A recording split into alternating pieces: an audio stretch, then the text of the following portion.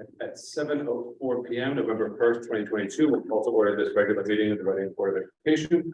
First item on the agenda is approval of minutes from October 6th and October 25th. Are there any questions or comments on either of those sets of minutes? If there are not, we'll deem them both approved by unanimous consent and move on to public comment. Members of the public wishing to be heard. Mike, this is your chance. All right. Seeing none, board member comments. Any board member comments?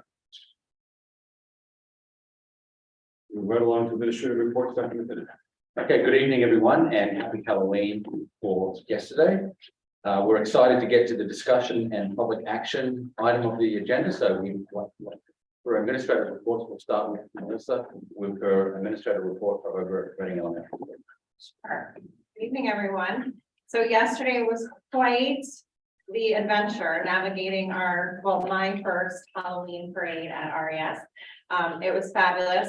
Dr. McKinnon came with his dog who was dressed as an alligator, so it was completely to join in. I want to also give a shout out next year if you have the opportunity to do so. I highly recommend for you guys to visit our Halloween house. Everyone kept telling me you're not going to believe it, you have to see it to believe it, and oh my goodness, it was incredible. And so I would definitely encourage all visitors next year to try to get through the maze. I was only able to get through part of it because I couldn't fit through some, but it was really spectacular. We started out the month with National School Lunch Week.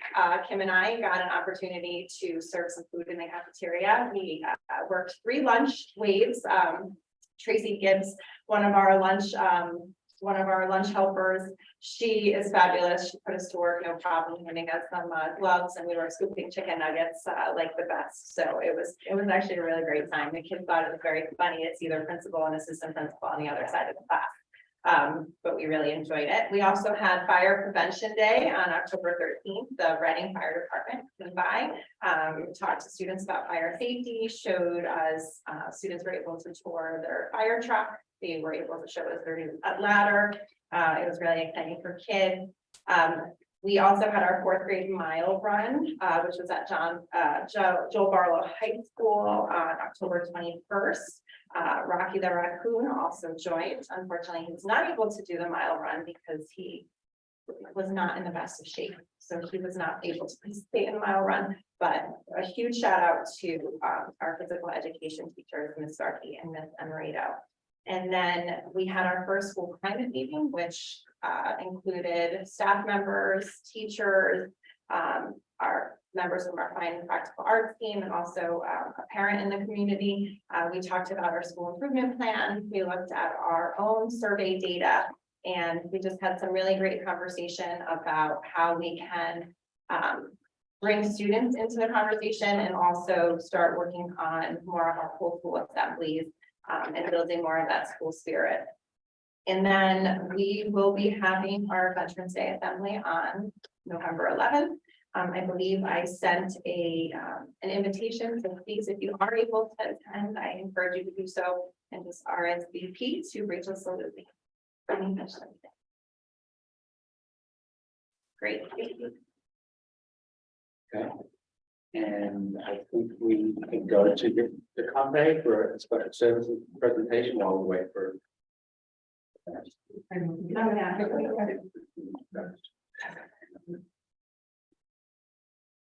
So we've been quite busy in the special ed.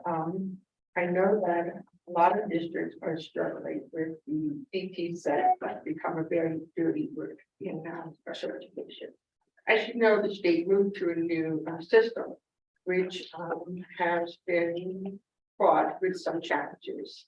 We're comforted that we're not alone in these challenges as we face them, but I do have to thank our parents for being so forgiving with us for not getting the IEPs out within 5 days, but they've been trusting the staff that we will implement the programs. So we're very fortunate that they've been giving us what we call the grace period of allowing us to work through CT sets.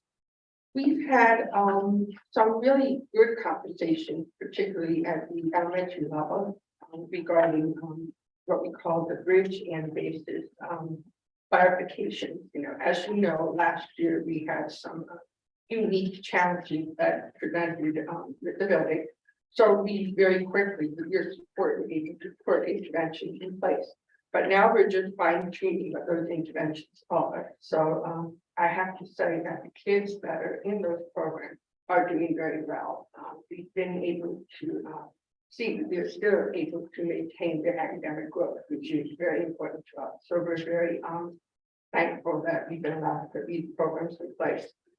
We also recently had a special ed department meeting in which we learned about prior written notice. What that really is when we make a decision at a PPT meeting, we have to let parents know we made this decision and here are the reasons why.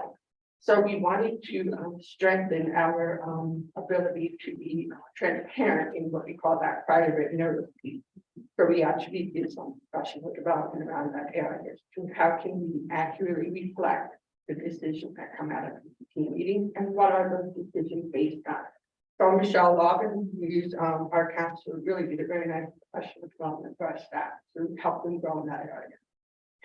Parent-teacher conferences are among us. So you know, often this is the time where we begin to see some changes in our special ed numbers based on those conversations that come. So we're just going to keep our fingers crossed because we think our teachers are doing a great job with the supports, and we'd like to I just want to make sure that they're recognized for the hard work they do. Okay, any questions? Yeah, I'm sorry, question. PPTs for students, I understand that they're being held virtually. Held virtually. PPTs, are they held virtually? How In person, virtually? it's been split. Right now, our default mode is that we do virtual PPTs. But if parents should request an in-person PPT, we are always happy to accommodate them. And what we're finding is that more parents seem to prefer the virtual because they're allowed to, you know, stay at work where they're able to do that. But again, if a parent requests an in-person PPT meeting, we say, absolutely, that's your decision. Thank you. I have a question. The ARPA funding that was approved for the special services project, do you like have everything you need for that, or is that sort of on track to be? You did get the good news, Yeah. and so what I need, my next steps are, is I know that there were some very specific requests, so what I need to do at this point is to circle back to the team. And I do want to work very closely with the central office to make sure that we have all the right people at the discussion. So I am very confident I will be able to put, you know, those in place. Great. Okay. Ms. Maris, would you like to share a report from John Reed Middle School? Thank you for helping us with that procedure. I'm a Jen of all trades. Thank you. So busy times at John Reed. A few things I'll highlight in our report. Our 8th graders, some of them participated in the Cyber Patriot competition. And our next date, the series of dates, is this Friday, November 4th. And we want to publicly thank Mr. Sean Maynor. He's the owner of Connecticut Information Security, and he's mentoring the team this year. So we thank him for that. We were able to have an actual field trip. This was the first time in 3 years that a group of students went on a field trip. Our 8th graders went down to Fairfield to work at the museum and had a great time. And the last thing I'll highlight is Kylo Dunn and I on the 26th, we hosted with only 10 parents. Like to increase our numbers in the future, but what we're trying to do to improve communication is to invite parents in over a series of topics. We do ask parents to sign up ahead of time, so we know people will actually be here. And we'll be here for whoever wants to show up. The PTA is working with us to kind of solicit some topics of interest. And it's about an hour on a Wednesday night, start around 7 and just have some conversations about the work being done in this building. For future of those conversations, if somebody doesn't sign up, but it's going forward, they shouldn't feel bad about coming in. Correct. So as long as we're moving forward, if we have 2 people signed up, we'll invite them in for a meeting. But if we have a nice number, we think 10 or above is a good number to move forward with those meetings. And if we were to cancel it, we make that public as well. Okay. Any questions? All right, would like to go next up to Pearson Hugo or was I provided? seem to be poised and. Okay. Maybe I'll pass these. Couple for the audience. So I'm back with more information about the science of breathing.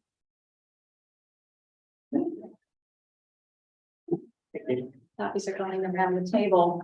I paused on sharing a report with you until today because I spent the last 2 full days with our elementary literacy leadership team, gathering more information about not science of reading per se, the definition, but about the programs that the state has approved for public school district students next year. So I will let you read this document on your own. I've shared a little bit with you in the last couple of months about the science of reading legislation. You know that the state passed legislation and then the Connecticut State Board of Education made the, I will say, unusual move to mandate actual programs in local school district. Connecticut had strong local control for many years, so it is unusual for the state to say, and here are the 6 from children. For the reasons that they did make that move, and so it's our job to learn all that we can about these programs and see how these programs align with what we believe, what we've been doing to support literacy development for many years, and do our best to make a thoughtful recommendation to the boards for your decision-making purposes. So over the last 2 days, as I said, we spent time as an elementary leadership team learning about each one of those 6 programs. So these were 2 very full days, hearing vendor presentations, frankly, but with our team of very skilled literacy specialists asking all the right questions about not just the materials, but what will teachers see versus what will students see. All of the programs have been vetted by this new leadership group at the state level. So we know that the materials are in keeping with the science of reading. What you don't know necessarily is the role of technology, how much time are kids going to spend in front of screens. That's been a conversation we've had a lot with the math program we adopted last year. We want to know about the professional learning opportunities for teachers that would be provided by the vendor. We want to know about real books. Are our kids going to have hands-on with real authentic texts, or are they going to be asked to read texts that have been basically manufactured to be highly controlled, which means that kids can be successful because they're highly decodable. And that is an important role in the development of literacy. However, those kinds of books alone don't tend to create engaged, thoughtful readers, right? We want kids to be able to be successful, to learn important decoding skills, and we want them to love literature. So we want them to be able to learn about authors, learn about series, learn about genre, et cetera, et cetera. So we are in the information gathering process at this point. At the conclusion of today, we frankly narrowed it down to 1 vendor that we feel the most strongly about. I will be in contact with that vendor tomorrow to gather more information about the important variable, which is cost. And so this is our enrollment, these are our projections, this is what we're anticipating. And then from here, we need to get more input from our teachers, people who are actually using this every day, thinking about first our students' needs, and then our teachers' needs in terms of the professional learning and the extent to which this represents a big transition for us, should we decide to move forward. And then I'll be interested to gather the joint curriculum committees together, the Easton and Reading curriculum committees, to talk a little bit more about what this is all about, what this means for Easton and Reading, and potentially what this could mean for our budget proposal. So as I mentioned last month, December 16th is an important day in this work, in that districts are required to either select one of the programs, ask for a waiver, or ask to defer the decision-making process. Asking for a waiver is nearly impossible. So it's not a matter of saying, we think what we're doing is best, and so therefore we're going to present what we're doing and ask for a waiver, because they have already said, if you're not providing one comprehensive package program that does all of these things, we're gonna say no. So it would be a matter of deferring, which is a possibility, because as of December 16th, we will not yet have funding secured.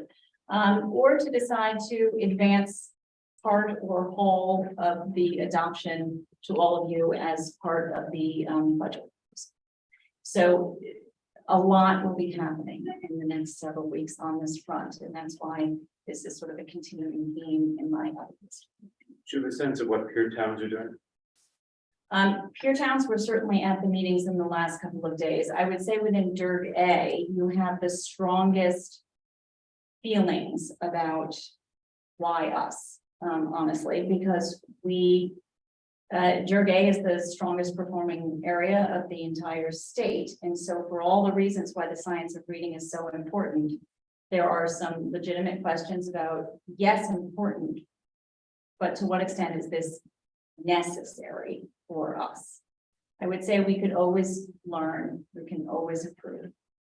And so for those reasons, I am looking at this seriously. And there were a couple of the highest performing of our DIRG colleagues at these meetings, and they were just as involved in the discussion as we were. So it's not as if, whereas in the past with some state mandates, their alliance districts and priority districts have to follow the mandate because there's a lot of funding tied to it and there's a lot of accountability tied to it. In places like Easton and Reading and Region 9, to the extent that the mandates refer also to Region 9, sometimes it is a strong recommendation, but we don't have the accountability of saying, and we're going to prove to you that we're following what we said we're going to do. So I can give a couple of examples. So the teacher evaluation legislation was probably the one in recent history that was the strongest in terms of saying all districts must do this. And then they also included a waiver process, but the waiver wasn't impossible. So we followed the legislation and we asked for a waiver. So that allowed us to create a plan that was very much our own, was very much in keeping with what ER9 believes, and was not lockstep with the state, but it still had to be submitted. There was still an accountability measure to it. I honestly think it's a little too early to say what's going to happen with this reading mandate, because what I'm hearing in our area is that there's not an outright rejection of it. And so when the information was first released at the end of September, and this is really quite recent, the talk was, no, this is not going to happen here. And then the more that we began to learn about the programs, the more it's, well, we need to have open ears and eyes and learn and see whether this could be a good fit for us. And then would it replace some of the things that we're currently doing and have the same purpose and goal, and perhaps just be a different way of meeting those goals. And then it's a question of budget and phasing. And if we defer, for how long can we defer? Not long, I would say until the next budget cycle. So you can buy yourself a year to see which way the wind is blowing with waivers and things. Or potentially do a partial, say in these grades, we can move forward in 1 year and then it phase in. In the past, this board hasn't been crazy about doing that, because then it does sort of force you then in the following years to continue I mean, maybe you don't know, but the justification for mandating it? to improve reading instruction and improve student performance. So the concern that the literacy development across the state is just not at the level that that we believe that it should be. And some of this is tied back to the science of reading and foundational skills. So foundational skills are very much a part of our curriculum, but we don't have one packaged program that does it all. We have a number of different programs that we use that complement each other well. And so in that way, we believe in what the science says, and yet we're not yet compliant with what the legislation says. Do you think that this, when you're picking on this six, that it would actually improve outcomes for our students, or are you being forced into this that we don't necessarily know? That is the big question, right? So there are a lot of questions about, will this improve student performance? And if so, is that something that would take 1 year? Is that something that would take 2 years? Is this something that would maybe improve the teacher experience? Because some of the thinking and the planning is done through the program itself, right? The teacher's manual is much more comprehensive than what our teachers currently have. There's been some talk about if everyone across the state is using the same program, then what is that going to do to the state average? And then potentially there are some dirty districts whose averages could go down, I suppose. Right, especially if you're doing something well already. But that's not known. Here are my thoughts. There's a couple of things the state has done recently, which I find troubling. And first of all, let me say that we've always collaborated with the state. They've always been good partners. We've always been eager soldiers, right? But the two things recently with CT sets, essentially rolling out a special education portal. And even though we said, you know, we see some issues with where this is going and how fast the rollout is, despite raising those concerns before the rollout, they forged ahead. And at the moment, we're still not compliant in some IEPs. I mean, I don't know how you can say in September, you have to adopt some sort of program by the following August. And Right. budget for it. So back to CT set, I think I sent you a letter that was written by our counsel, Michelle Walden, that was essentially sourced by CAT. And it raised 4 pages of concerns and really puts our special ed administrators and teachers kind of under the microscope. It's very difficult for our administrators to even solve problems because they're not getting any responses. So that's one problem. The second problem is science of reading, which has been around for a long time, and it really just focuses on the science of reading is that we need to instruct students with oral language, phonemic awareness, phonics, fluency, vocabulary, and reading comprehension. Okay, and in the past, you've always been, as long as you had those ingredients in the recipe, you could instruct students in a certain way. And over the past several years, we've added phonics and phonemic awareness to our tier 1 program. In the past, we really focused on parts of those elements, and we provided tier 2 and tier 3 support with the other components. So I believe that the district has been doing this for the past few years. But the state took the legislation and slightly, there's a difference in terms of how the legislation is worded. We strongly recommend these programs, and the state said, well, we're going to require you to adopt a program. And that's where we are right now with the challenges, right? Because not all students read the same way.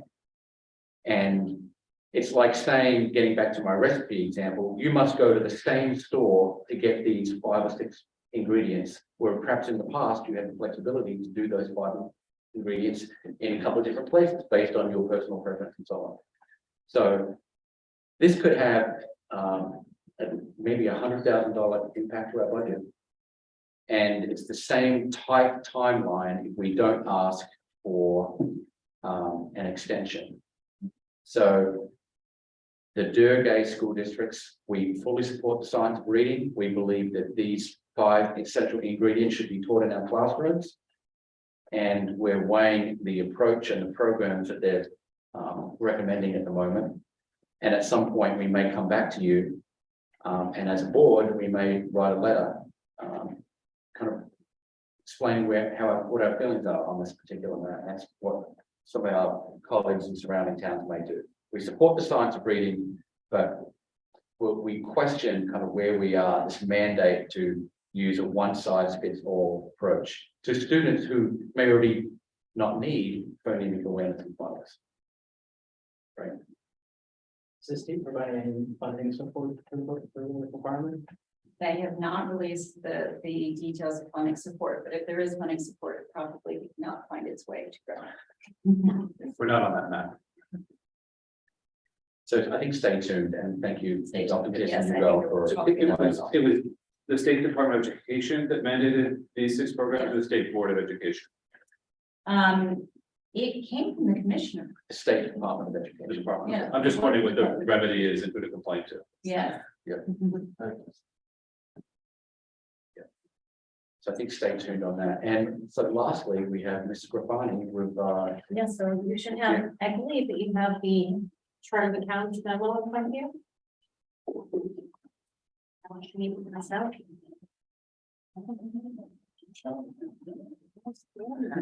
now I've got the boiler memo. What? The other two.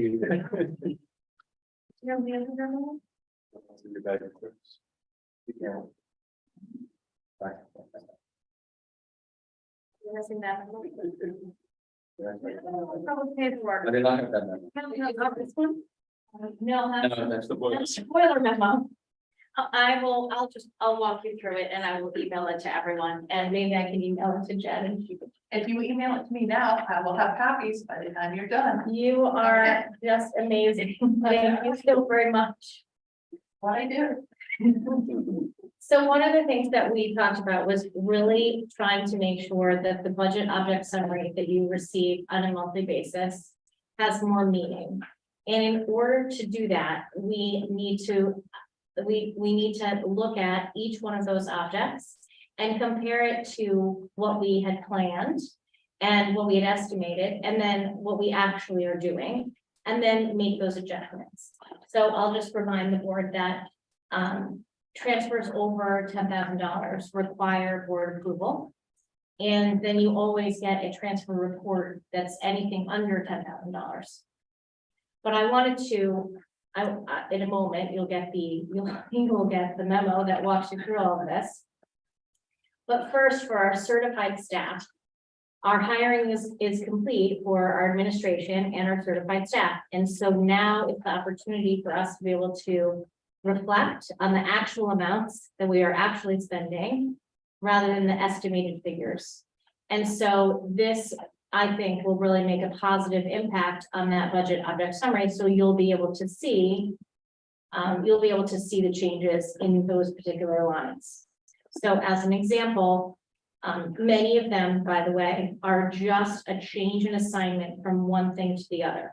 So it's a matter of, we had teachers that were at RES and they transferred over to John Reed, or we had a particular hire or someone changed positions. So I've outlined some of those.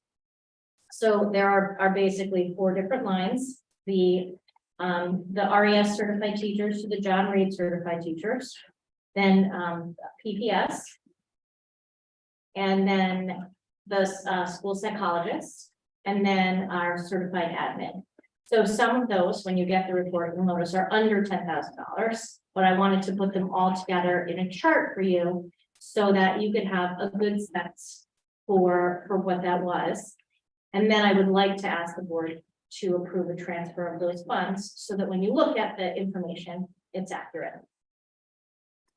I also included on the memo is that we planned to replace some of our Cisco Meraki Wi-Fi access points. And depending on how the supply chain goes, as you all know, that could be a little challenging at the moment. We plan on doing those replacements over the holiday break. So that's basically our hardware for our Wi-Fi. And so we actually received something called E-rate funding for that. And we budgeted approximately $9,000 at each school for those. And I anticipate that the final invoice, when they're all shipped to us, will be slightly higher than that.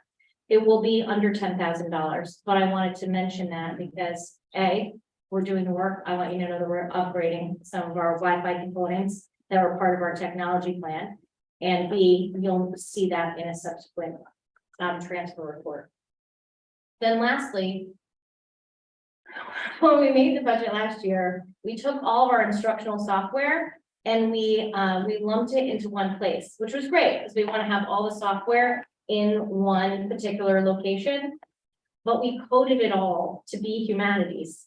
And so even though it was intended to be in science or intended to be a math or intended to be in different places, the way that the numbers actually read are that it is just, it's all humanities. And so what I want to be able to do is to break that up into the areas so that we're still staying true to our mission of actually putting all the software in one bucket, but then we're also breaking it down by discipline, which really was what was the intent, that was the intention. It did not come to fruition. So in a moment, you'll get to see all of those numbers. Not all of them, again, meet that $10,000 threshold. But that is what I would like to try to do to make all of that a little bit more transparent for you. I know some of you can probably see it at the moment, but I will. I'm sure she's making copies right now. I apologize. I don't know where we left them. There are quite a few things. So these are all effectively intra-category in as much as it's staff to staff and it's Yes, technology to technology and It is. it's housekeeping more than anything substantive. more than anything substantive. It's when there are things that are a little bit less housekeeping, I will absolutely bring those to your attention. That's It's not to make up a shortfall somewhere, it's just coming up on the an board. accounting issue. Yes, And I assume then that once we make this transfer, when we see it year over year in the budget, it'll be more apples to apples because they'll be in the right place. because they'll all be in the right places. And so then you'll be able to say, oh, this is what this is why it looks like that. I think you'll be able to just have a better sense for what those numbers look like. I don't know if you remember, but last year in some of the salary lines, they were negative, $100,000. And then in some of the other ones, they were positive $100,000. And it's just because the numbers just are never reconciled. So does anybody have any questions about that, even though they haven't seen it yet? Jen? Thank you so very much. Sorry, do you administer the network in all locations, or is there somebody on site that does it? So Easton and Reading have a senior systems administrator. His name's Damian Russell, and he manages the network. And then each one of the schools has a technology assistant who helps facilitate the day-to-day. So if your student, like for example, at John Reed, if your student forgets their Chromebook or they have a problem or something happens and they need to borrow one or something gets stuck, there's an issue, there's somebody here on site to do that. And we have someone at RES as well. Patty. And all the schools are using consistent hardware? Yes. Yes, absolutely. Yeah. We are actually in the process of considering, so we are really mindful about about which Chromebooks and which technologies we have for the teachers and the students, and we're following some new changes in that industry very closely to really make the best decisions for hardware purchases and software and then our access points on network. Sarah, can you identify the one transfer over $10,000 that the board? So there are a few transfers over $10,000. The very first one is to transfer from RES to John Reed Middle School in the amount of $43,810. The second one is PPS certified teachers, again from RES over to John Reed in the amount of $58,235. And then transferring from John Reed to PPS, and then everything else is under 10,000, with the exception of the specialized software is $10,220.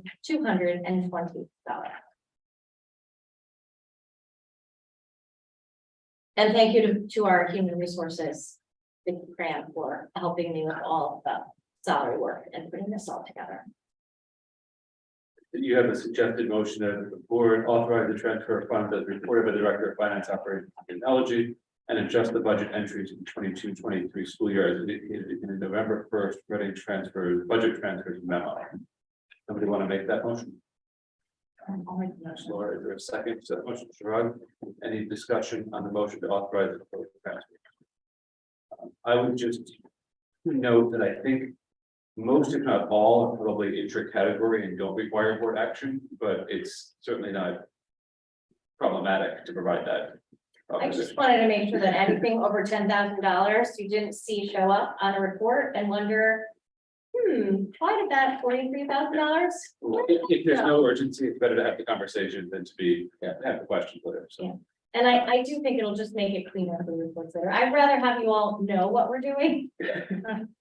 And this is just good practice, and the auditor to see a memo and a kind of an artifact that shows. This shows how it got done. Yeah. Is there any further discussion? If there's not, all in favor of the motion? Motion carries unanimously 7-0. Thank you. Where do you want to go next? So I would suggest that the next thing that we take a look at and talk about is our healthcare. And I know that it is the same sort that we have seen in the past, and Just gonna circulate these to make sure everybody's got the same. Copy. so there was one that was You cut didn't off with like no 2020, there was only, it only included last year, which is not very helpful when we're talking about this year. So a couple of things to just bring to your attention. So right now, our fees, the fees are low. And that is because they did not, we did not have any fees in July, and our August fees were very low. I know that that was one question that had come up. And then you'll also notice that the, where it says the annual budget, depending on what copy that you have, it should include both the certifieds and the non-certifieds. And there was a copy of this that was circulated that did not include both numbers. So that if you have a piece of paper that says 1327, that is not what it should say. So I just want to make sure that everyone has the correct. Total annual budget should be 2.8 million, it's not 1 million. Right? Yes, that's correct.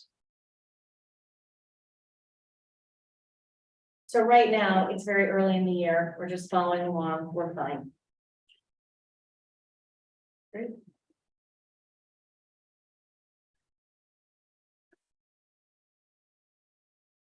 Any questions based on this point?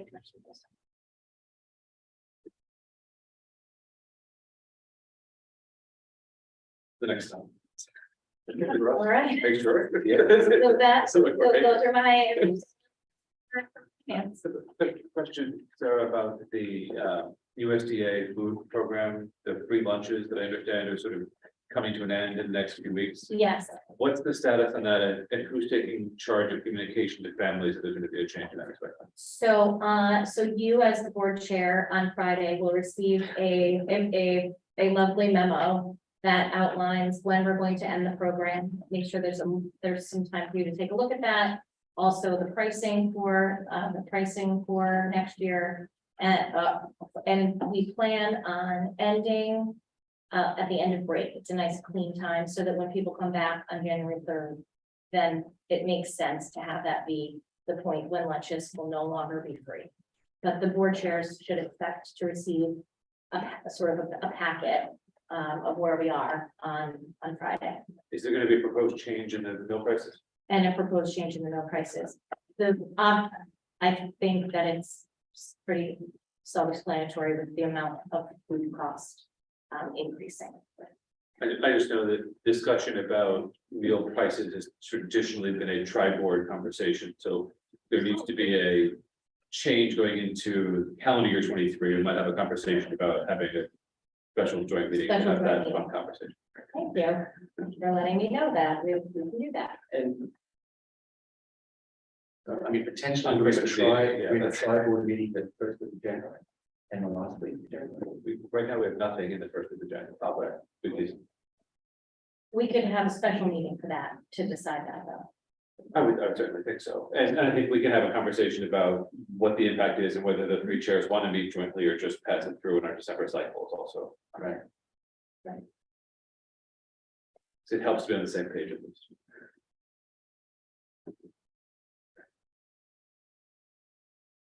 Other, And we've been sending notices out to families already. be prepared. Yeah. Other questions about business operations? Any board committee reports tonight?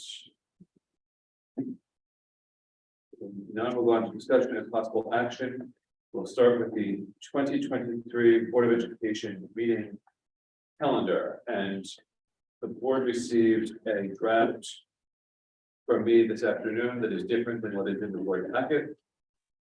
And what I can do is walk through what the changes are compared to what is in the materials.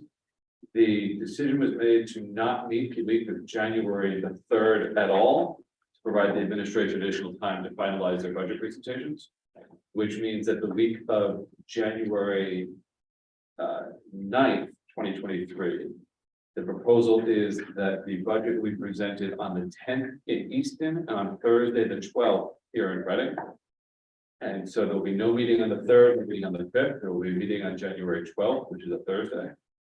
There will be a budget workshop the following Thursday, January the 19th. There is no Saturday meeting as suggested on the proposal that was circulated. There will be no January 26th meeting. It was as is on the proposal. There will be a January 31st, which is a Tuesday, tri-board meeting at Barlow. That would be 7:30. Then we would meet on February 7th and again on February 9th as proposed on the schedule. I believe, and the February 28th meeting would come off. And everything else, I believe, is the same. March 7th, April 4th, May 2nd, May 23rd, June 6th, June 27th, August 1st, September 5th, October 3, October 24, November 7th, December 5. So just for clarity, the January meetings would be the 12th for the budget presentation, the 19th for a budget workshop, the 31st for a tri-board. Anything else in January is off. In February would be the 7th and the 9th. Nothing on the 28th, and everything else as in the circulated materials. Am I correct in assuming that everybody has preferred the 7 o'clock meeting time this year as opposed to 7:30 in the past? This is our time to change that. Yes. Okay, so we'll stick to 7 o'clock unless otherwise noted. The tri-board meetings will continue, is my expectation to be at 7:30. Are there any questions, concerns, or comments about the schedule? I apologize for the miscommunication about what draft was circulated. In particular, I just want to make sure everyone's good with 2 Thursdays in January, because that's a slight deviation. If there's Have you discussed it all? Have you discussed it all, moving the tri-boards to 7? Is there any interest in that? I'm just curious. I'm open to it. The discussion we had about it last year, there were members of the Region 9 board who couldn't do 7, and I'm confident that persists. Yeah, okay, I was just curious. Is there a reason we have 2 meetings in June? The June business meeting is always the first Tuesday, and about 5 years ago, we started scheduling an end of June meeting, which is sort of a budget wind-up conversation. So that's where we traditionally make any transfers that we're going to make about year-end funds. Okay. Last year, I think we were able to cancel it because we made the decision earlier, but Okay. it's there if we need it. Okay. We'll look for a motion to adopt the calendar as presented. Laura, second. Shabbat, any further discussion on the calendar? Can you send it? Is the one that we got, well, it's a partial here. When you're in this, oh, that's This is the, the good one, I think. I sent you 2 by email, one that's all the budget meetings, including the town side. And Oh, I one take that's the Board of the Finance under. education Yeah. meetings. All right. For the whole year. And it can be exactly as the one you emailed, not the one that's in the packet. What I emailed is what we're. Okay. Yep, it's on, and that'll be transmitted to the town clerk after we approve it. Okay. All right. Any further discussion on the calendar? All in favor of adopting the 2023 calendar, the motion carries unanimously. Thank you. And that moves us on to the exciting topic of boiler repair. yes. Okay, well, Yeah, another memo. we do have a memo for you, which we can circulate on the boiler repair. Thank you. And this conversation is linked to item C, which is the capital plan review. There's been a change. We'll discuss the capital plan review as well. So there are, I'll try to do this topic justice. There are 2 boilers at Reading Elementary School. one boiler has not been functioning since last winter. It was initially identified as needing to be replaced, and it was on the last edition of our capital improvement plan as needing to be replaced. And Chairman D'Agostino, as the chair of the Reading Facilities Planning Committee, did some additional research. Based on that research, we're able to identify a pathway through to repair that boiler. And that repair is kind of outlined in this memo, which includes language taken out of the minutes based on an evaluation of an outside consultant, that the boiler that we initially identified for needing to be replaced can be repaired with a repair of approximately $20,000, which would essentially repair the back section of the boiler. And if you want to get the language of what that repair consists of, you can see that in the scope of work, the third bullet point down out of the results section, which is removing and repairing the return yoke, flushing the mud drums, and checking all sections, nipples for leaks. Ask me to repeat that. What is a mud drum? I actually no, I don't know. And how does that compare to replacement as far as cost? Okay, well, so that is, I think there's an analysis done in terms of replacement, and the boiler that we initially identified for replacement is a boiler of high quality and can last for an extended period of time. And we feel like the replacement of this part will extend the quality of this boiler so that the other boiler, they can be replaced together in 2026 and beyond. So we feel like this plan was enabled us to get to a certain point, and it was more economical to do the repair now and to sequence the repair of the two boilers in the future. But that's not what's driving the decision to repair versus replace. That's kind of the net effect of it. It was a consultant that we brought in to take a look, said, hey, this is a high quality boiler. It's it looks like it's got a lot of life left in it. If you repair this, you can get several years out of it. So I think there's a preference to replace both boilers together so that you get on the same Right. pace. I wanted to know the cost, what does it cost to replace a boiler? I think it would be $200,000. 250. yeah, Okay, compared to that this, helps. it's No, that 10x. helps. Yep, no, that helps. You can't really make a judgment unless you know what's the difference, between repair and that, yeah. That So- makes a lot of sense. The bottom half of the memo really gets into the anticipated cost of the repair, which is about $20,000. And during the repair, it might be necessary to replace a section of the boiler, which could cost an additional $8,000. We're not sure yet. I think the general feeling is, I think we'll probably don't need to do that. But in general, we would fund approximately $30,000 from the $20,000 for the repair of the return yoke, and the additional 8 or so from the repair and maintenance lines in our operating budget, which would of course deplete those areas and prevent us from doing the intended work for repair and maintenance for the money we've identified in the budget. And then in turn, we would request funding from the town to cover the cost of the boiler repair.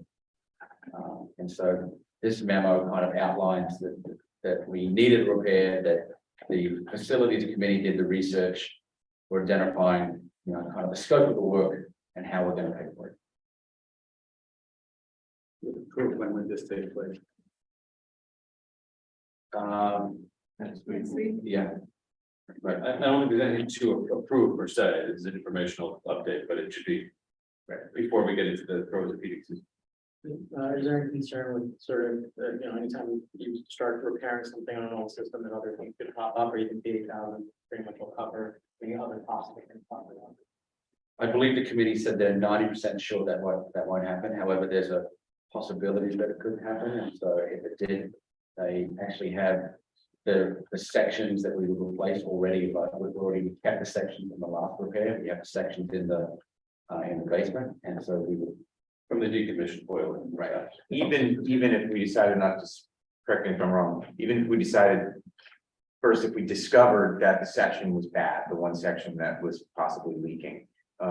If we decided we didn't want to replace that, we could actually kind of turn that section off. It's 1/24 of the boiler, so we would lose like 2% or something of the efficiency of it, for free. You just kind of like turn that off and then you don't send any water through there anymore. You just keep using the boiler. Again, I don't, not penny pinching here, kind of listening to the experts and getting a little more useful life out of something that's. But to Steph's point, if the useful life of boilers is 10 to 15 years, you're talking about $15,000 a year over time. And a repair for $30,000 gets you more than 2 years, you Right. come out ahead. But if the cost to replace the whole building was 50, I'd be like, Right. wait a minute, what did Yeah. So I needed to know what Yeah, we wouldn't be hearing about mud trucks. It was $50,000. guess not. The parts and all that are readily available. Again, Parts and all that are readily available. they're actually making, I think they're making this part for the back. And like Chris mentioned, the section, if we decided to replace the section, they're actually sitting against the wall in the same room from the old boiler. They kept it, when they decommissioned it, they kept the old. You haven't quite lived as a board member, so you've been in that phase. Let's take something out of iron. Yeah.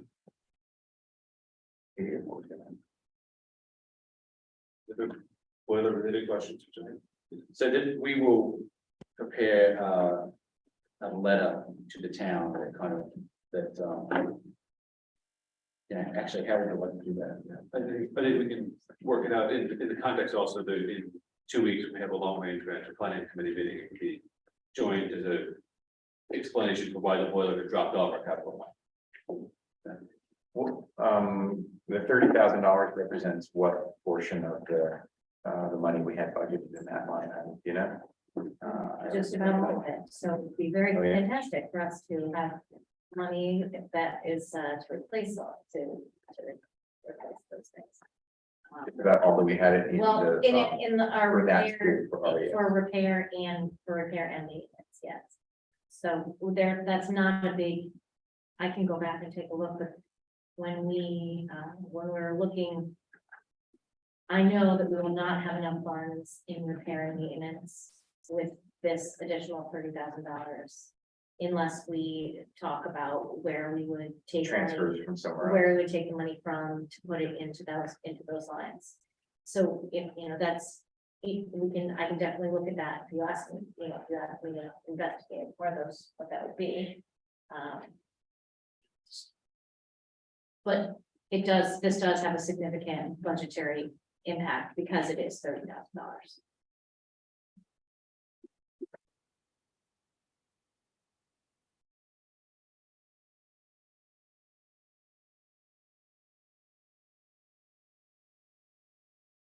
Jason and I are both trying to find what that refers to. Yes. We can move on. It's okay. Sorry. All right, let's find another boiler question. We can move on to the capital plan. Yeah, great job, great job. I think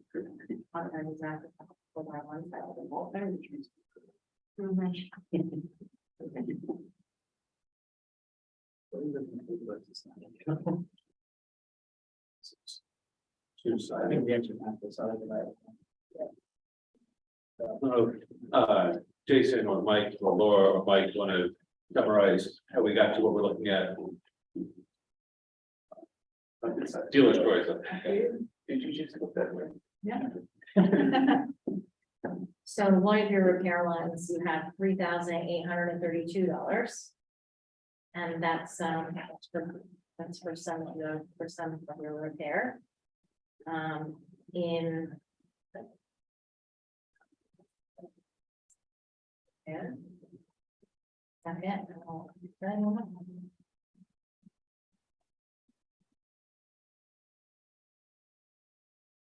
Back to this. Sorry. Yes, go ahead. So the facilities planning committee met last week, I guess it was at this point. And had a lengthy conversation around the capital plan, reviewing what we had approved in May. And making some sort of structural changes to the report and making some additional changes to the priorities that we have. One of which is taking the boiler off because we had previously move forward with this repair as the priority. And there's sort of two pieces to this that I think are important to know. One is the pure capital maintenance types items and the way that they've been sequenced in this proposal. And second is a discussion around what I think you can call capital improvements, which would start with an ed specs design and phase one and possibly phase two conversation, which I know that Dr. McKinnon has prepared an RFP that we can discuss with respect to the ed spec design piece. But I think to sort of bifurcate it into two topics, the first half above the fold is capital maintenance. That's your roofs, your boiler replacement, which you see now has all been put out for the out year of 2026 and beyond. And is estimated at $400,000 to replace both of them together. You'll notice in 23-24, the projection is there'll be no capital requests in that year. That's because we anticipate investments in ed specs being slotted into that year. And in the current year, the committee recommended requesting replacement of the elevator at the elementary school and a replacement of the panel of the alarm system at John Reed. I don't know, Mike, if you want to, or Laura, if you want to add any more color to you about. There were other things on the plan previously. There was a second half of that alarm work related to an annunciator that the administration feels is not necessary. So that dropped off the report as something that we request in the near future. Yeah, there was a long discussion about the elevator replacement. You know, this is an elevator we feel like is at the end of life. It's still works today, but if it broke tomorrow, many of those parts would be unavailable and we'd have to replace it anyway.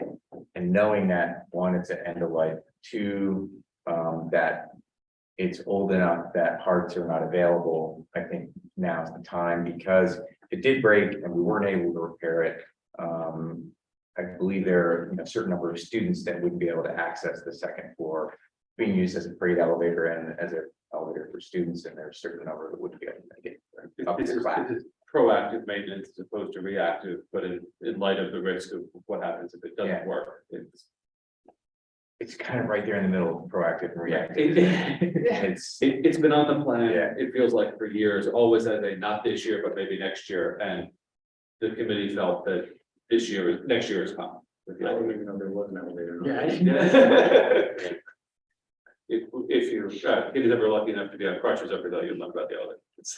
Yeah, we also pulled it forward in part two because we anticipate more investments coming in 23-24 too, and so we don't want to pile it all into 1 year, so we tried to be thoughtful about all of these requests over the next 5 years, make sure everything's spaced out. Is there confidence in the roof here making it to 26? Because We were up on that roof, when was that? Not too long ago. Not Winter, spring, last one. Yeah. Yeah. In pretty good shape, but there's a lot of infrastructure up there, so there are a lot of penetrations of the roof itself, and each one of those is an opportunity for water to get through, and there are some leaks, or there were some leaks at that time at the school. Does anybody know if those continue to be an issue? I think we just finished. Doing the patching? Yeah, so right everything's now, there's no repaired. active leaks in the roof. That's right. The consensus is that the roof itself does not need to be upgraded in the near 4 years that are here. It can be put into the up year as a capital improvement. To the extent that there is penetration, that is an ongoing patch maintenance that is just routine. And Even if the roof was new and then we had done the HVAC right after that, you'd have those patches that need to be maintained. And, so when we're in these meetings, the custodians are sitting right there, the head custodians for each floor, sitting right there in the meeting with us. And, I think if it gets out of control where they're, on the roof on a weekly basis with the patch, then, they'd be raising their hand. But I think if I remember correctly, the life on that, I think we're 12 or 15 years into that roof, and we should be able to get 20 out of it. So it's less of a concern than the very aging section at RES. yes, That's primarily because we put the HVAC in. Why we're having issues? Yeah, We I mean, got not that I- HVAC, right, that's because we had to put holes in, yeah. yeah, that's fine. That's fine. Yeah, imagine a building that's, just absolutely nothing on the roof, it's just one big rubber. Yeah, it's gonna be a lot less I get it, problematic. yeah. There's a lot of there. It's a function of staying on top of it, Yeah. the question. But, and then the 24-25 requests, the decision was made to bundle the rooftop unit work for HVAC in both buildings in the same request. And to do the oldest portion of the roof at the elementary school. The life on that one, it's like 20 years and it's 25 years old, so that's it. Yeah. That one got full forward. That one's first, because it's Yeah. pretty much used up, and I think we ended up we wanted to group the rooftop unit at RES with RES. Roof replacement, so that, we could do it in the right sequence, and we would be, having those penetrations after the new roof is put on. So this reflects the view of the facilities committee as of last week. And then the other piece of it is this ed specs design and phase one.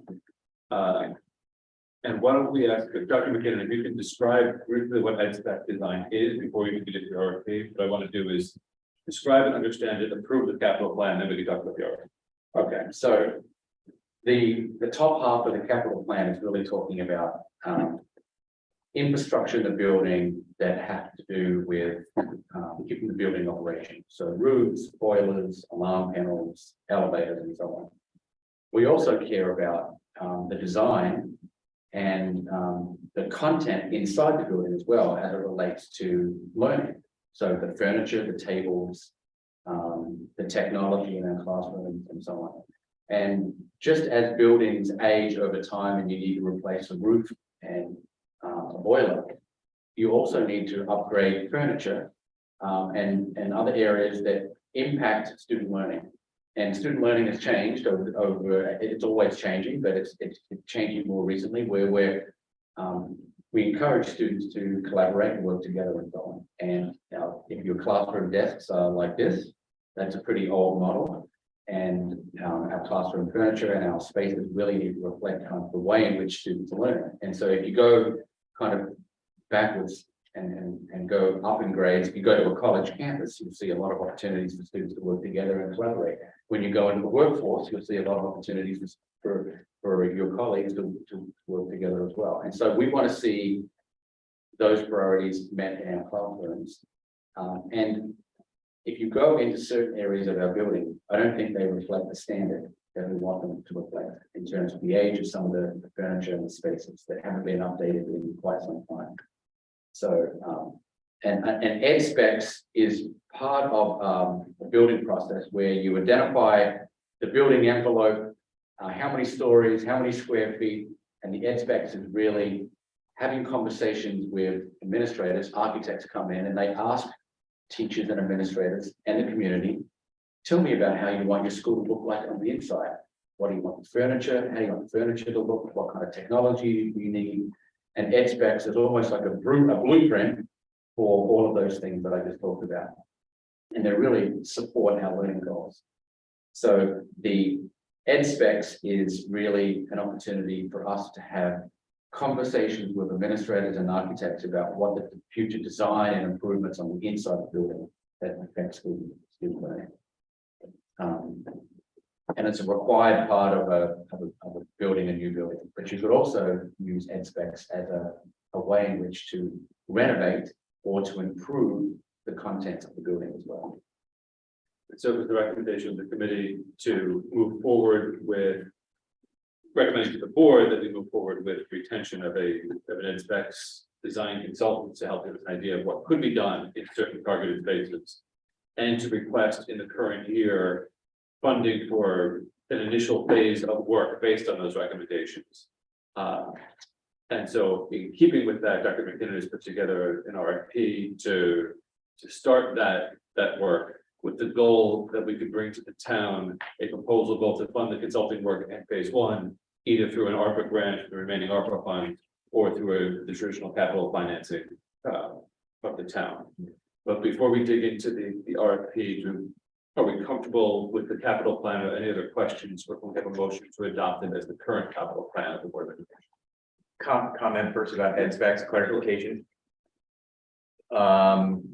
It was important to me that it's not that we're calling in somebody that's going to take a look at the school and decide, here's the best way to lay out these classrooms for, you know, educational purposes.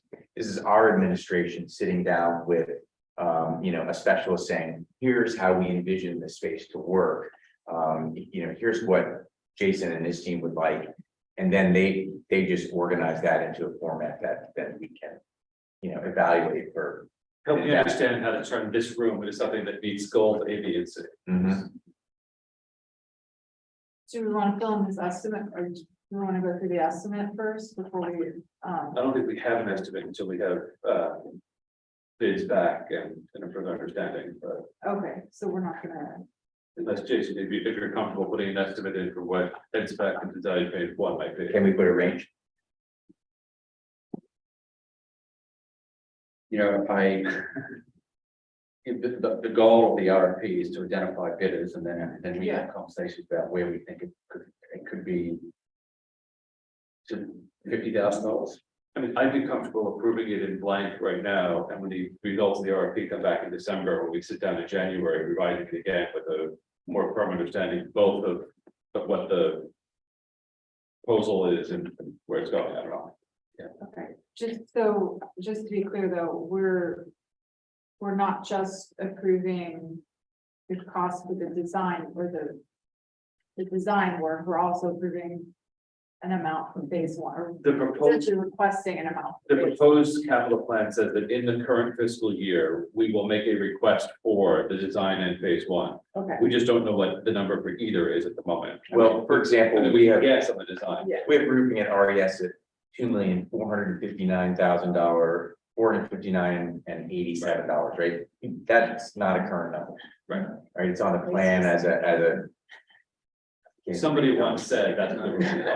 But yeah, at one time in the past. Right. Kind of a placeholder. So is it true that, you know, with each one of these things, we would, you know, separately approve it before it's actually done? Yeah, of course. Yeah. And I think part of what makes this a little bit squishier in that respect is the breadth of the conversation is make space A, B, C, D, E, F, G, give us a menu of ways that we can improve it. And some of the design ideas might be dismissed out of hand, and some of them might be embraced, and the scale of, it's not the same as I'm replacing roof with roof. It's I'm turning space into thing. I don't know what the thing is yet. okay, I just want to make sure that we don't end up where we're just approving, say like a 50,000, don't end up with just the $50,000 and we're able to get That's started. the with danger of work. putting a number. Yeah. Right. Gotta know what it is first. Yeah, I mean, I think the answer is, you know, greater than zero and less than seven figures, but I'm not sure where it fits in there otherwise. okay, well, because what we were talking about at the meeting, which was to put in something like, Yeah, and I think that we'll know what's been super helpful is Jason was able to expedite getting our Yeah, RFP done very quickly, and we can talk about that timetable, and that'll help us all move the conversation forward, I think. okay, Do we want to have a motion to approve this as the current capital plan? John, and that's both Otto and Shanahan as the motion in the second. Any further discussion? All those in favor? Motion carries 7-0. And now, Dr. McKinnon, we can move on to the RFP conversation.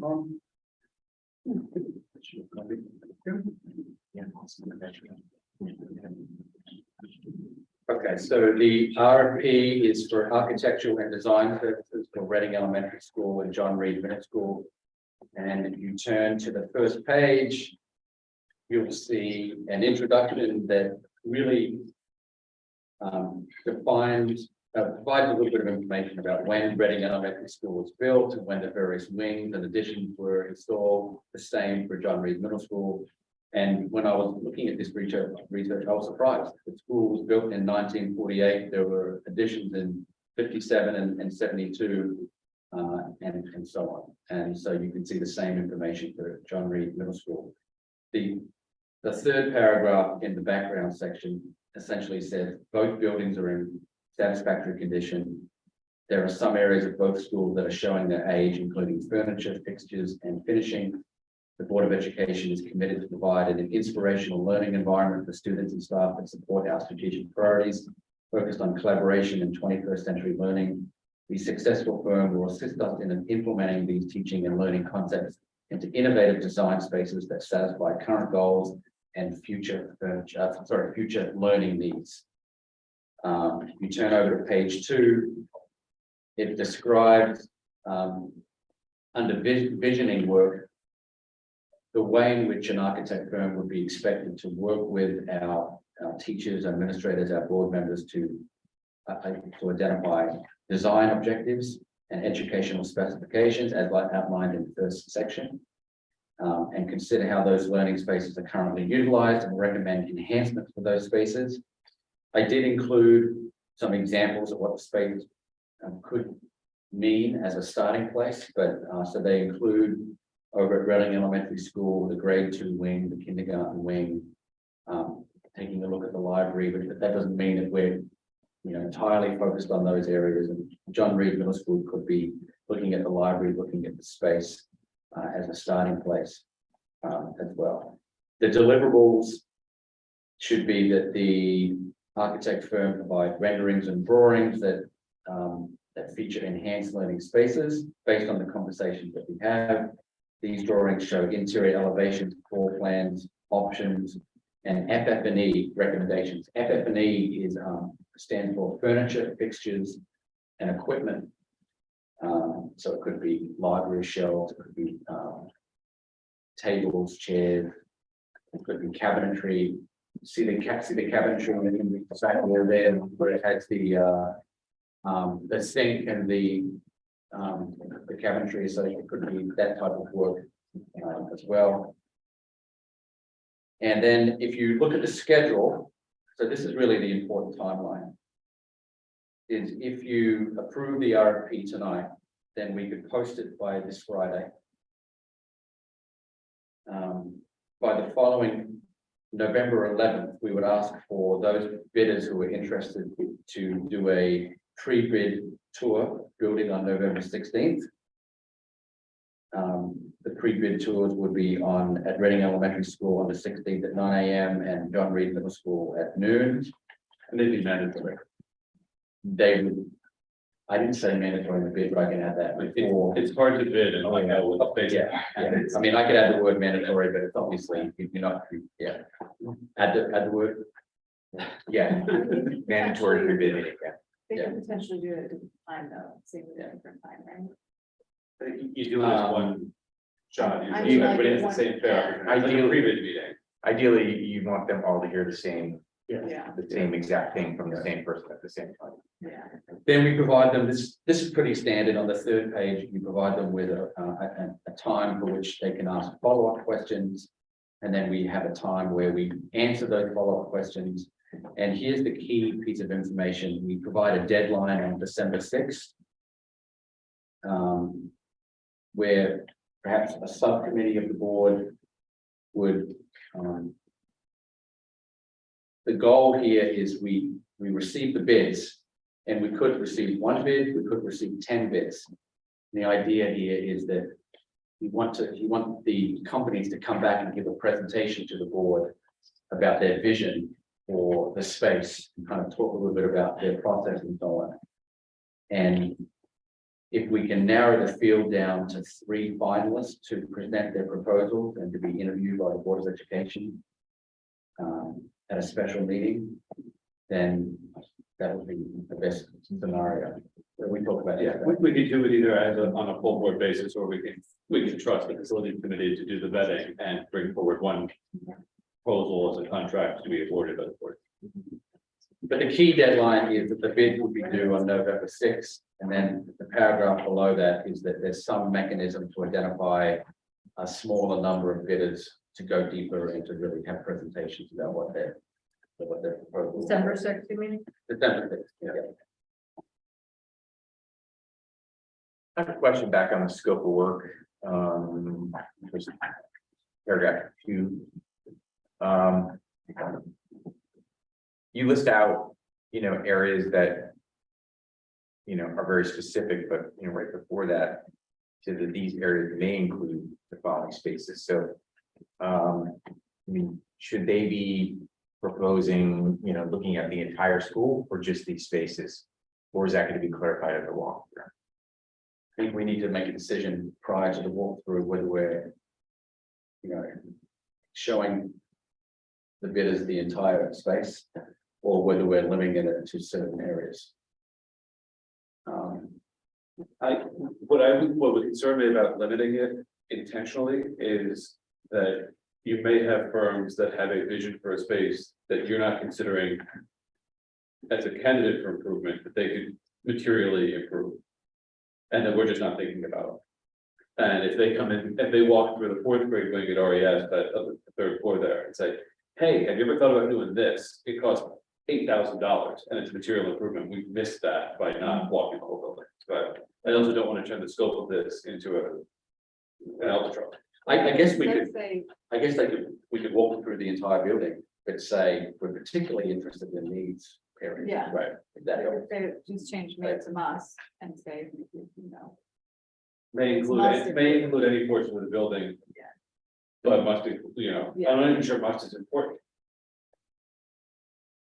I mean, if you say the district is particularly interested in these areas, they're gonna be stupid not to focus on them.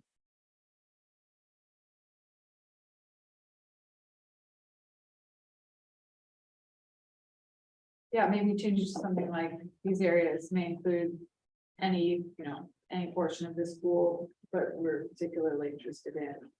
Well, that's why I see. I see no harm in letting look at the whole school, and then we just say, okay, this is what we can or want to do, but. I think the issue is if you're bidding out visioning work for the school and one bidder comes in and says, for X dollars, I'll give you those 5 spaces, and here's what it costs. Another bidder says, for X times 3, I'll give you the whole school. You're suddenly in an apples and oranges sort of position. And then you go back and forth with that. And say, you gotta make it apples to apples so that we can look at it. It gets a little bit hairy in the public bidding role. Is the selection criteria listed in here? I know you said you were gonna get it back together and let them do a dog and pony show. Yeah, but where's price bid? Selection criteria is page 4.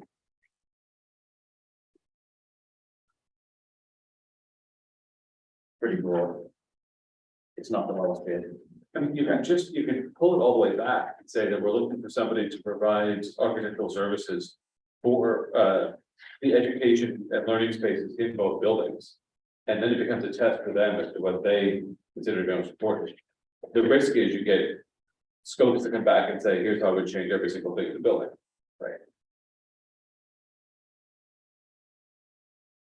So we're looking for a fixed price here. Right, on the design. On the design work, I would think, yeah. I just think you may want to ask for a fixed price for these areas that you've outlined. And then maybe, during the walkthrough, you could say, we would also accept suggestions above and beyond that, but you must provide a fixed price. The board will consider proposals for additional work that should be articulated separately in their bids, basically. Right, and that way we don't miss the opportunities that you're saying, but we do get a fixed price because. Whether the language is clear or not in the scope of work, it sounds like you're looking for a fixed price on those items. And in order to be able to compare apples to apples, Package these and give you a proposal for these. The walkthrough will include all buildings, to the extent you wish to include additional services, scope those separately, basically. Yeah. And they'll be considered but not determined. There are 2 copies of this in here? I noticed that mine was Yeah. just a little bit, They look at the same. multiple. Okay. Just making sure. Well, we had an incomplete copy, 3 has been named, but 2 copies. All right. maybe the first page of that other. Right. In here.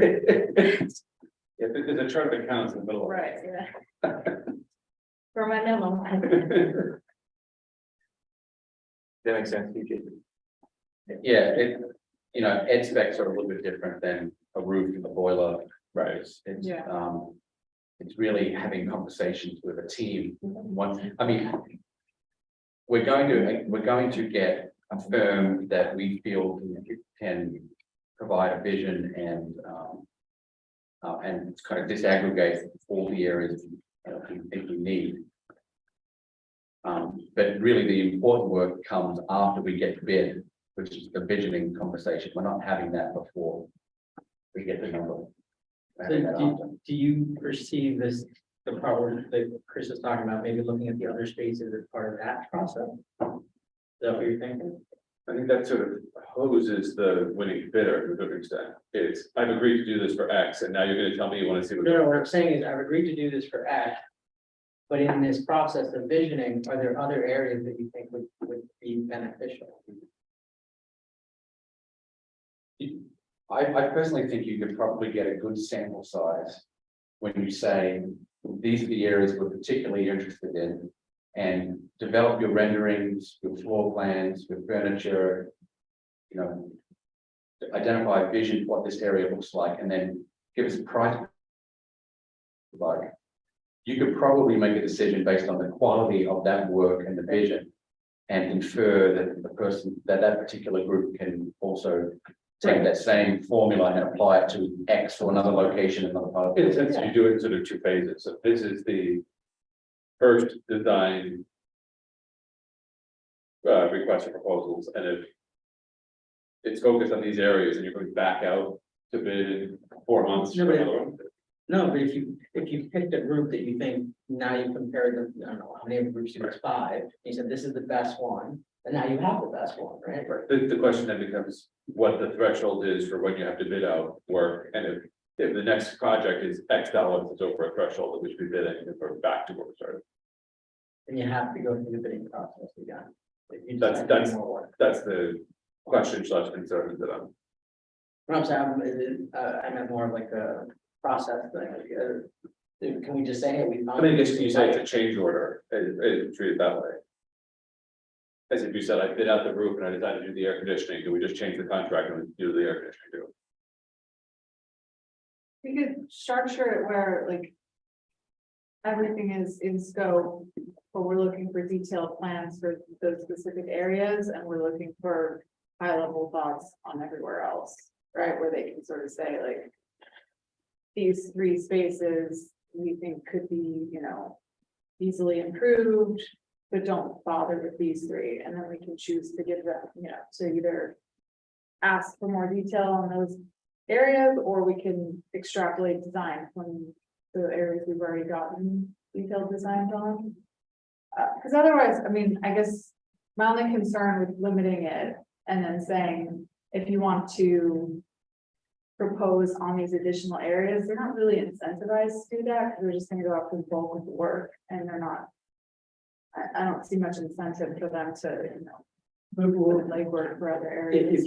If you do those 3 areas, go through the entire process with them, get the design done, right? And you can say, hey, what other area, like, at that point, you can have them go back versus having all 5 groups do that second piece. If you're happy with the If work. you're happy with the work, right? Yeah. That's what I'm saying. Like likewise, if you don't like the work. Right, exactly. You could also get a lot of ideas that we could put in ourselves based on what they do. I mean, having gone through the other side of this, when doing this proposal, like if it's too broad, and I wouldn't, like, it can be too much work, not worth seeing the proposal. Jason, have you gone through this process before? Yes. For different reasons, for building and designing a school from scratch. To looking at just renovations to a culinary lab in one particular building. To redesigning one building to make it, to convert it from a middle school to an elementary school. So FF&E related to a $35 million project, a $1 million project, kitchen renovation, another $1 million project for the upgrade of a school, just so it's more compatible to elementary students. And just look, so the most recent project in Oxford, we limited the scope of just look at the library a cafeteria, and the cabinetry, which is kind of the cabinetry you see there in the classrooms. Don't look at anything else. Right? And that was about $1 million project. So the way I'm reading this, phase one is the planning, phase two would be the actual. Actually, I think it's a little bit of both. I think phase one is the consultant coming in and planning, as well as the expectation is they're gonna deliver a menu of proposed improvements. And the goal being that some of those come off the menu in the request this year, some of them come off the menu in the request next year, depending on the timing. but it's still administrative this year, that real work, the following. I would think probably we're talking about summer, which is sort of crossing the fiscal year. For phase one. Right. The highest priorities, maybe. Jason, how would you structure, I mean, I guess we're just talking about one line here, right, the scope of work. Right, so I mean, we could, during the pre-bid walk, we could keep the RFP the way it is, and during the pre-bid walkthrough, we could take them through the entire building and say, you know, take a look at this, take a look at the entire school.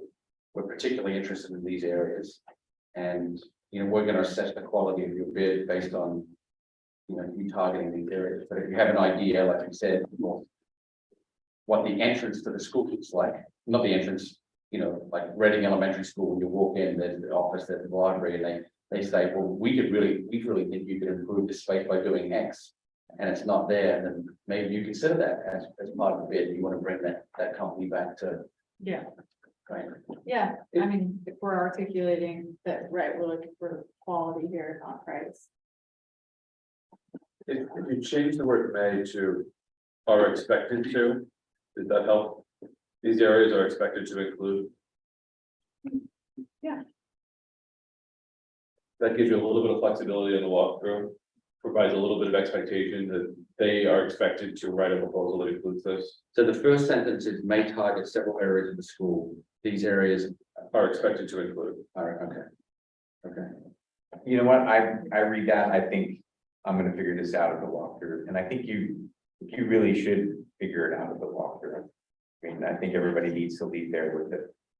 A pretty firm A sense scope of in mind. Yeah, As long as they don't come back with, 5 very different proposals. Well, I mean, Okay, yeah. if they do come back. There's always gonna be that possible interpretation. But this isn't, I mean, to Jason's point, this is not an RFP of a route. This is a very subjective. They're also not gonna come back with bid and say, here's exactly how I envision we doing this, here's all the deliverables. It's gonna be, here's our process for how we would go about it, and who we would meet with. Yeah, I think that I mean, I think if we get 5 bids that look very different, I think that's really informative to us because we can pick out the one that seems to have understood what we're after one.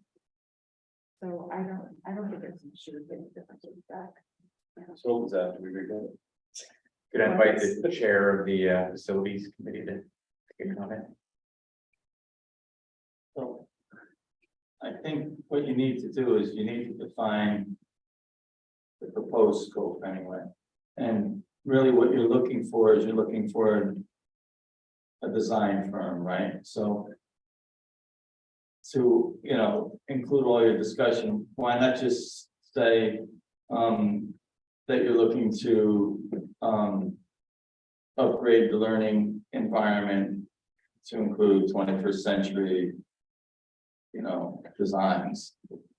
And then I think it's important that each firm is bidding on the same thing. So if they all know that what you're looking for is whoever can come in here with the best kind of concepts and ideas for modernizing the space, as long as they're all given a shot at bidding on the same thing, then I think you can select the design firm that best aligns with the vision of the administration, and then you can kind of define scope from there. Do we have a bid? If that makes it, well, the administration I think has a vision. In other words, you want to see what each one of the firms comes in and brings you. I think it's unfair if you put language in there that says, we're looking at the library, we're looking at this, we're looking at that.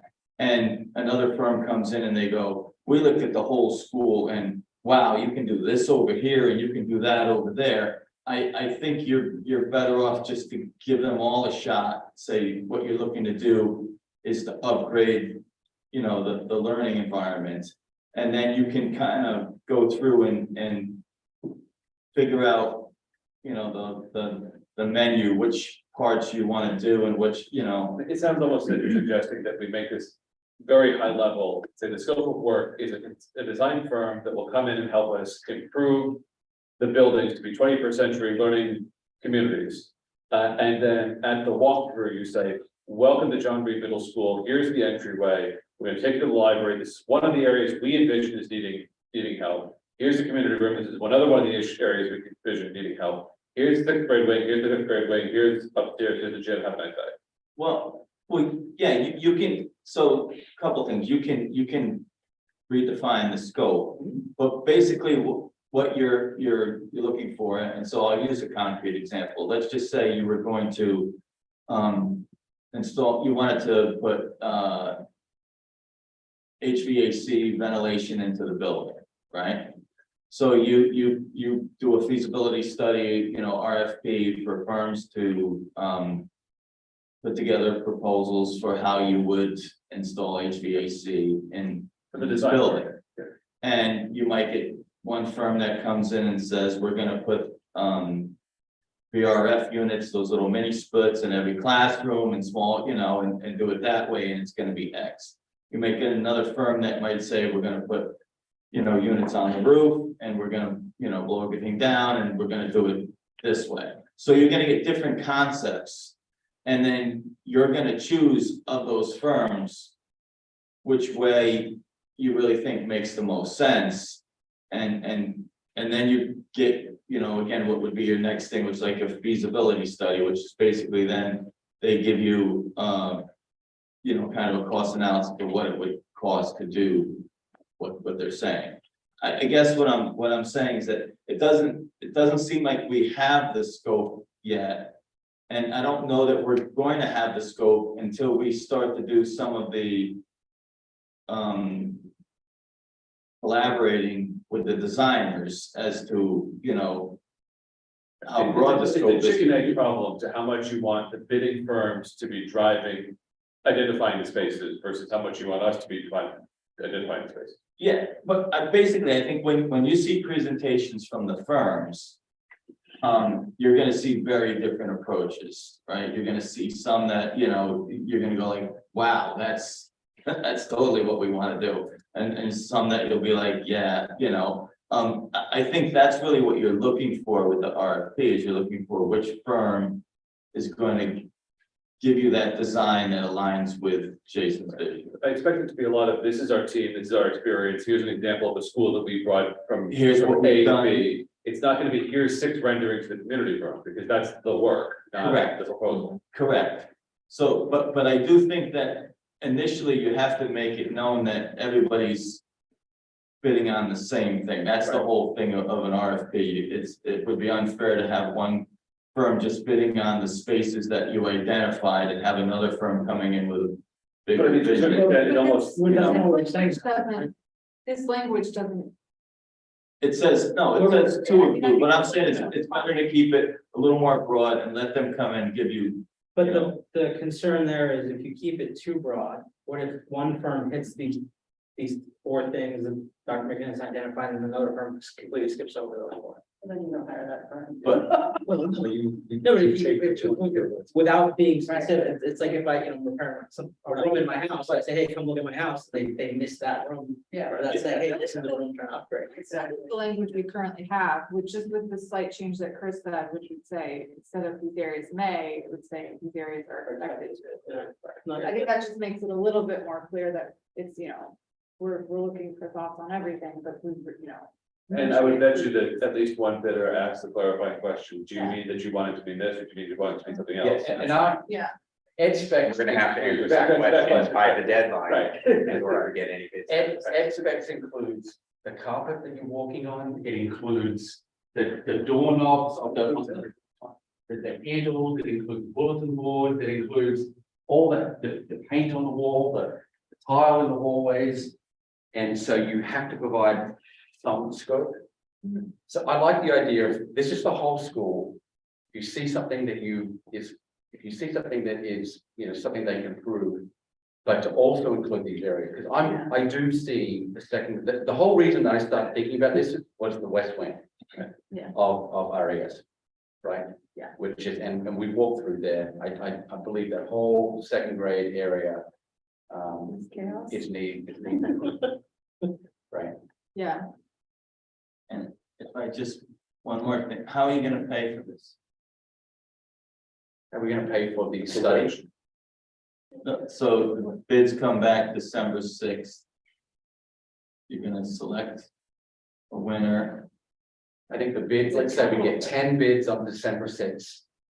We're gonna look at the quality of their presentation, their ideas, and some prices and how successfully they've broken those prices down into certain areas.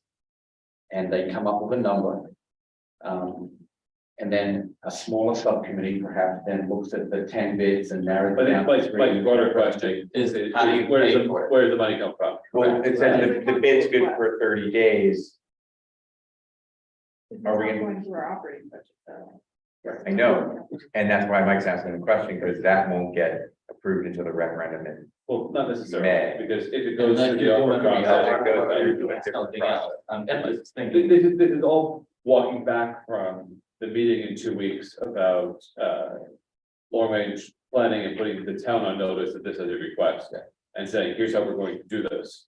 And we will have a number for you on or about December 6th that we could forward from there. How do we get the number on, the number on December 6th? We'll In December, you have a number. well, December 6th, I'll tell you, there were 6 bids, they were between $8 and $12, so that's you start narrowing the field. Okay, so you're gonna. As far as then you're notice just gonna go back, after the design money, and then you're gonna wait until everything else comes back, and then you're gonna go after the funding for the. I mean, it's sort of. What you don't want, right, what you don't want to do is say, I want $22 for the design, and then, oh, I needed 24, or it was 18. You don't know until the consulting work done. It's No, I have that, I'm just Yeah. wondering, I get it. I think the design works a great architect. Yeah.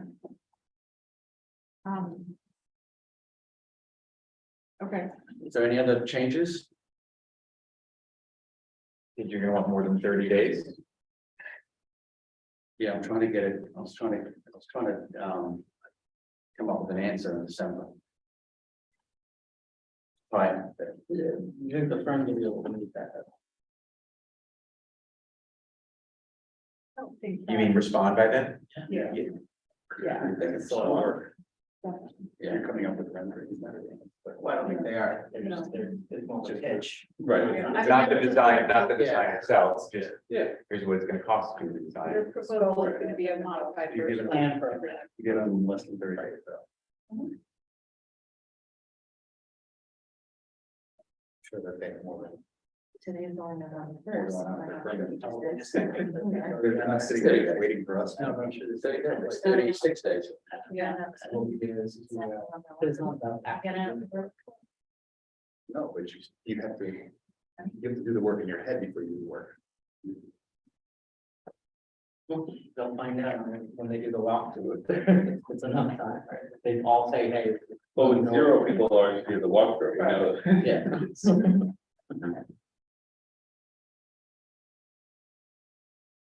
I think it looks good. Yeah. And do we want to entertain a motion to direct the administration to issue the RFP with the changes that were discussed tonight and subject to approval by council? John, Mike, any discussion? Any in favor? Everybody passed unanimously. Thank you. Is that okay, Jason? That is okay. Approval by council. I want to get this in the, I'd love to get this out on the website and published in the paper by Friday. Yeah. And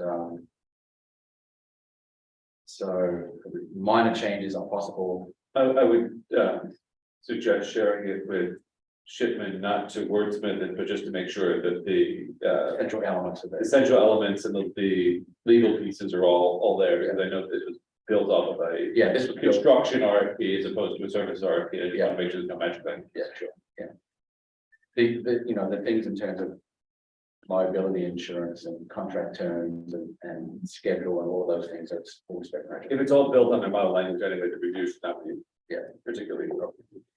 Or some to that. All right, thank you for that. Thank you. Anything else on capital plan and review for this evening? Right, that brings us on to the contract with the Association of Reading Administrators for the years July 2023 through June of 2026. According to the board, there's a tentative agreement reached between the parties, which has been ratified by the association. Would look for one of two things at this time, either a motion to recess the meeting, if anybody has anything they want to talk to about with respect to the agreement, or a motion to adopt the, to ratify the agreement. I didn't see anything that was problematic, but I prefer someone to make a motion that's either John or Mike. Being that we were on. We were there. Did you guys have concerns that we should discuss?